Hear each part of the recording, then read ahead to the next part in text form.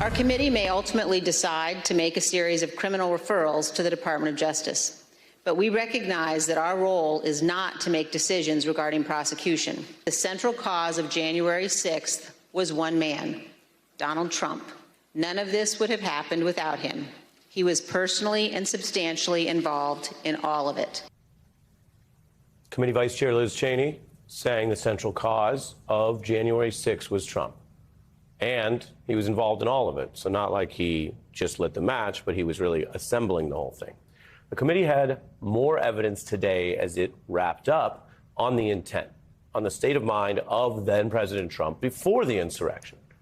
And they kept pressing on this, including what his own top aides had already told him, what he was on notice about, the reason why this is not just some giant, bizarre, violent misunderstanding. It was not a misunderstanding at all, according to Trump's own aides.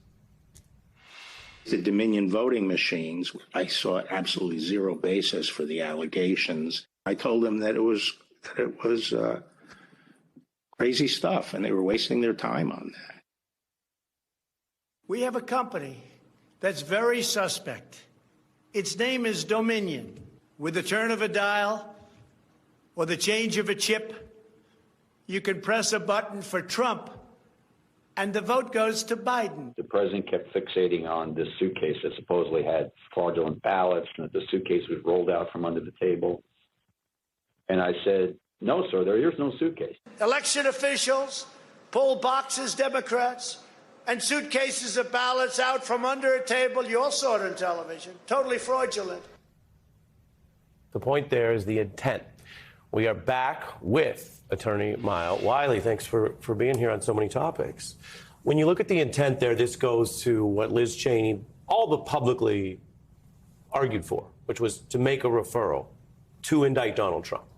Today, they landed on subpoena, which we discussed, not referral. But then they seem to also make the case for one of the key elements in there, which is the criminal intent of the former president. What do you think about the strength of that case on intent? And what do you think about something that in D.C. is kind of known as like classic Democrat, no offense to the party that you ran in once, which is sort of like almost doing it and trying to get credit for doing it, but not just doing the referral, which is what Cheney, as a Republican Democrat, if you will, seemed to be advocating. You know, the thing here is it doesn't require a referral. I just keep going back to the fact that there is plenty of evidence, and anybody else in this country that had this kind of evidence out there in the public eye, witnesses who've made statements, documents, texts, would kick off a criminal investigation, and Donald Trump would be a person of interest in that investigation. So I would say two things. They know that. They definitely know that they can simply make the case as they were doing today in their summation, and that should be some pressure on the Department of Justice to both continue the investigation it's already doing, because we know there is an investigation on fake electors.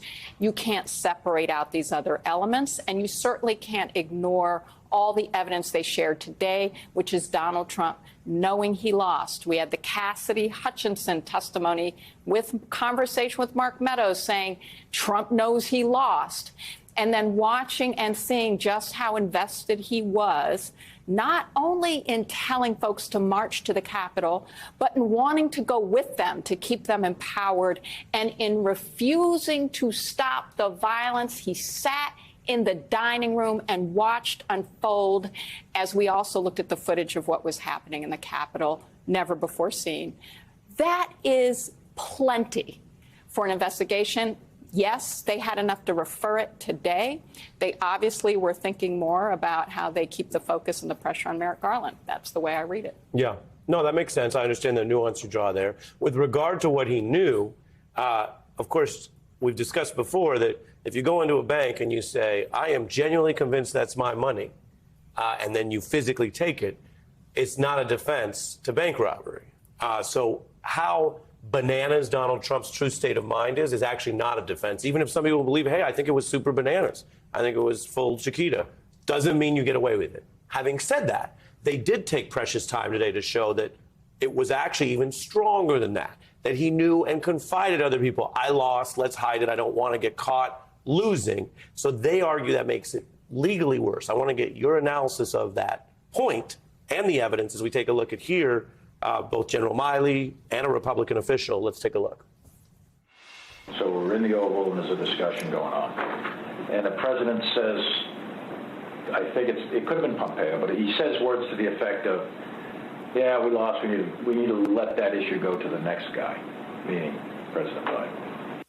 I remember maybe a week after the election was called, I popped into the Oval just to give the president the headlines and see how he was doing. And he was looking at the TV and he said, "Can you believe I lost to this effing guy?" Well, if you know you lost, and then you go tell everyone it was stolen from you, and then you go tell them to march to the Capitol, and then you don't stop them when they start defecating in the Capitol, when you know they have weapons, your Secret Service knew even a week before that it was a dangerous situation, when you tweet out your threat around your own vice president for not doing your bidding, I think what we say is there's a lot of evidence of intent, at least to ensure that there's a full and thorough criminal investigation and equal justice under the law. And I am quoting the Nixon prosecutorial team here after his resignation. The equal justice under the law requires that no matter your power or your position, you're held to account to the criminal system for any potential violations of our criminal law. That's what we have here. Hey, I'm Ari Melber. Thanks for watching The Beat. I wanted to let you know I'm writing a foreword to the January 6th committee's full report, which is coming out soon from HarperCollins. You can go pre-order the book right now, and it'll come to you first when the report comes out in the fall or whenever the government releases it. Just search Melber Jan 6th on Amazon or your favorite independent book site and click pre-order. You'll be the first to get both the report and my new piece on the coup conspiracy. You can also go to melberbook.com and order it there.